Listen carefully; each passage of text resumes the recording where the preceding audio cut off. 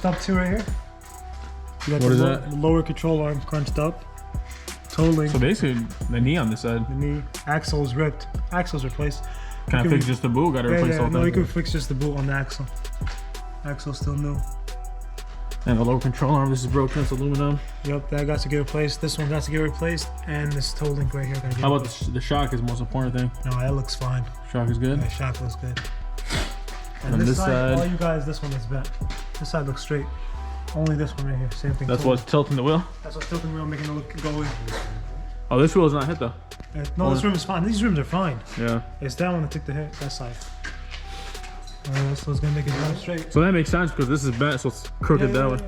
It happens all the time after an accident. But this one's crunched up right here, bad right here. Look at that. Yeah, That crunch right there. Yeah. Yeah. So I need a lower control arm. two lower, both. Two? Lowers. This one too? No, on this side. Oh, okay. The lower one. They call that a lower control arm too. You think the knuckle's good? Knuckle should be fine. Think so? Yeah. Yeah, the thing is aluminum, you can't really see if it's bent. If you won't know after until you hook up on everything, we can do a lot. How about the front? Because I know this one is tilted too, but it's probably just because of the cradle. Cradle is crunched back, but the control arms look this. Oh. Yeah, tie rod. Tie rod, that's normal. That's normal to get. Yeah, they got close at it to go open. It is. What? Look at it. It's crunched next to the wheel. No offense, hey, we've been screwed. You got these pushed in, but they're not leaking or anything. I didn't see if it's holding air. So both tie rods. Yeah, but this thing looks brand new. Look at that, brand new. No dirt, nothing. 5,000. Yep, so new cradle. So 2 inners? Two right? Inners. 2 outer. Oh, you're right, inners. Yeah. 2 inners. Those Inners. you can do later. But yeah, so the K-frame's coming down, so might as well just change them. Yeah. But I think the K-frames are same for the 5.7s and all that, right? All the same. They're the same. Scat packs, whatever, they're all the same. 2011 and up. All right, guys, so now I have an idea of what we need regarding the suspension. That's the reason why the car is like crab walking. So I got 3 of the 4 parts that I need, and I'm heading down to Farmington Hills to pick up the last part. And then I'm gonna go drop them off at the shop, have them replace those. And then I'm gonna trailer it back to the house, and then I'll start stripping it down and see what the extent of the damage is. So what I did was I kind of started like a spreadsheet to see where I'm gonna be on this thing. And honestly, so far we're looking pretty good. I got lucky. I was able to find the doors and the fenders same color from a local salvage yard called Schramm's Auto Parts, if you guys are familiar with them. So they're sending those out tomorrow, or actually this morning they're supposed to be sending them out. So I got the fenders, or I got the fender, I got the doors. Now all I need is a B-pillar cut, the front bumper and a headlight. I'm also picking up the headlight from the Farmington dealership today. So I got the headlight, I got the fender, I got the doors. I need the bumper now, and I need one wheel. The left rear wheel is cracked. But I'm still debating on if I should replace the whole set. I'm not a fan of those wheels. I like the Brass Monkey ones a lot better. I'll put a picture up here for you guys to see what those are. So if I find a set of those, which is pretty hard, it's hard to get a hold of those, and they're really expensive at the dealership. If anything, I could just buy the one wheel, replace it, and then keep the matching set. But if I do find a decent deal on the other size or the other style, I'll replace those and then sell the 4 or the 3 that I have, with the 4th one being damaged. So we're looking good so far. So over the weekend when we dropped it off, I was thinking whether I should swap it into another shell or fix it the way it is. So I sent a couple pictures to a local frame specialist. I actually sent to 2 of the guys, and they both said it's fixable. Yeah, it's gonna be a lot of work. It's not gonna be cheap, but it is fixable. So I thought about it. I'm like, if I buy a shell is not going less than 3,000-4,000, and it comes stripped. So I still have to get the body parts. I still got to do all the labor to swap everything over, and it's not going to be the original car. The reason for this whole thing is I bought it because of the reputation that it has, right? So if I switch it up, it's not going to be the same car anymore. It's going to be just a whole different car.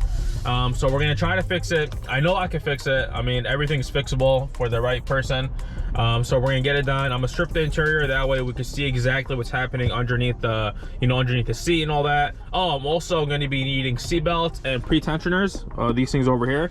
on the Chrysler Dodge cars, when the airbags deploy, these things actually shrink up. So they have like a deployment thing in it, whatever you want to call it. I'm also gonna need the roof airbag, the current airbag on the left hand side, and the seat airbag for the driver's seat. For the driver's seat, we have a local upholstery shop that could re-stitch it up, so make it look new again. And the roof airbag is pretty simple to put on. But other than that, I mean, that's really it. Like I said, I started the spreadsheet of everything that I need. I'm still in budget of where I want to be in this thing, so hopefully we don't pass that. All right, we made it. That was a far drive. It felt longer than 30 minutes. I gotta find where parts is.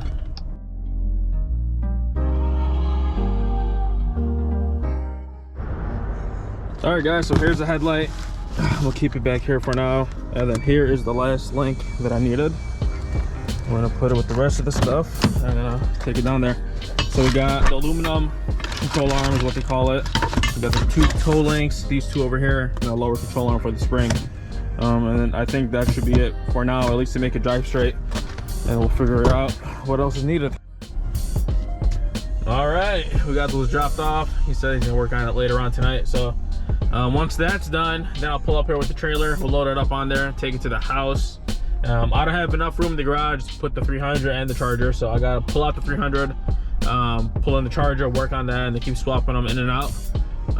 That's the only thing I gotta work with right now, so we gotta live with it. But I'll see you guys when we pick it up. What you do want to talk about, right? What? Grab your light. So this is the other side that was about. Over here. Hey, the wheel's straight now. Real straight. This side is a little back. This arm needs to be replaced. See, that bolt doesn't clear. It's the... Well, that's weird. Why is it clear on this side, though? The way you tug it.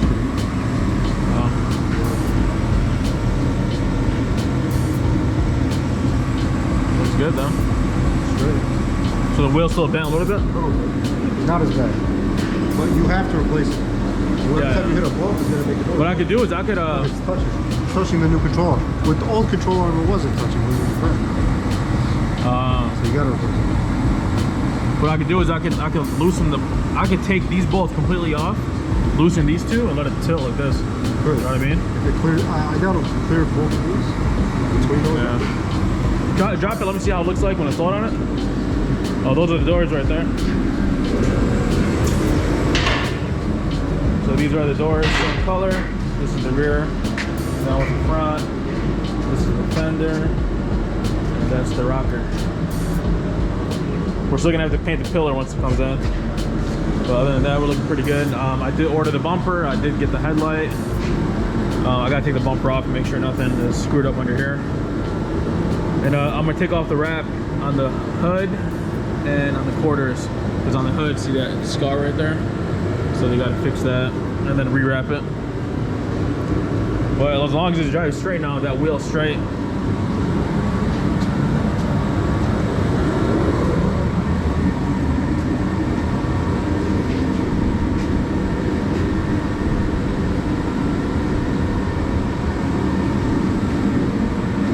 They don't look bad at all. Is it? Oh, kind of a little bit bad.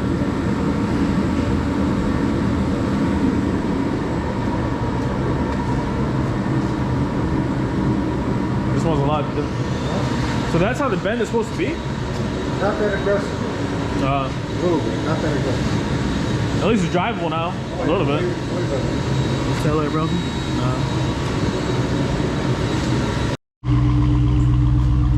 Alright, it's time to take it to the house. I got a tow truck on the way. It should drive straight now. Yes, sir. Hey, is the wheel straight? Oh, because the tie rods are bent. Never mind. All right, back up. So see how the wheels are crooked because the tie rods are bent. I could do that at the house. You want me to move it for you? Well, hold on. All right, go ahead.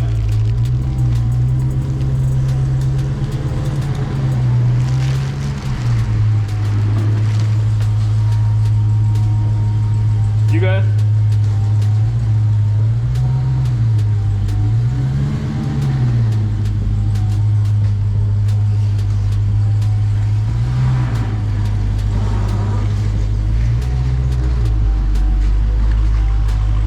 got the Hellcat box there. I gotta take that shit home too.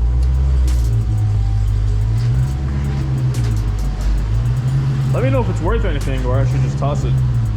The lid has a Hellcat sign on it. And this back part says Hellcat.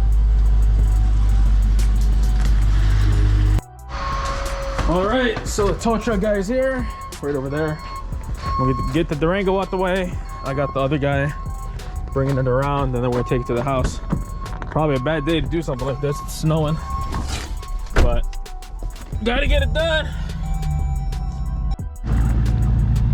We had to put something to block that gap off because the door wouldn't close, so I didn't want it to snow inside.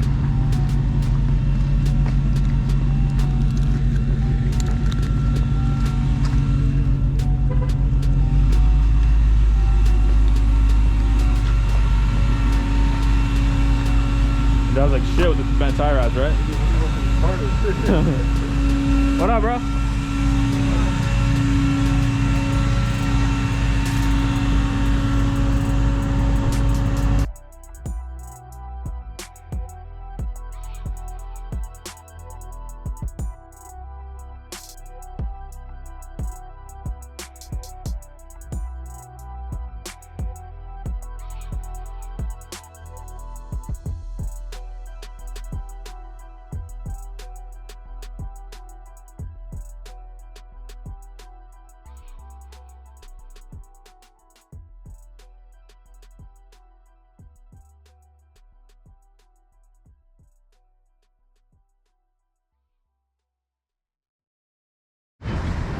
All right, guys, so that's gonna be it. We got it to the house.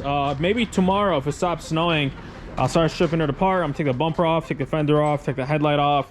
Hopefully the core support is not damaged. I'm gonna take the doors off. I'm gonna somehow try to make room in here. I might bring the 300 a little bit closer to the wall, because you see we have a lot of room over here. And then I'll pull it in just so I'm not working in the snow. So this is all we got to work with. I do have a heater somewhere in here, so I'll turn it on if it gets too cold, but I'll make sure to double up on layers. That way we'll stay warm. But other than that, we got it to the house. We got the rear suspension fixed, so it's at least driving somehow straight. I still got to fix the front suspension. As you can see, the wheels are kind of facing towards each other. That one too. Well, that one's not terrible, but this one here, the inner tie rods are bent pretty bad. So I'm gonna do that, and then once that's all ready, I'm waiting on the B-pillar cut to come in, and then we'll send it over to the frame shop and start restoring this thing step by step, and I'll put you guys through the whole progress. I'll make sure to go all the details in the videos. So that's gonna be it for today's video, guys. Make sure to subscribe if you're new, hit that like button, and I'll see you guys back on the next one.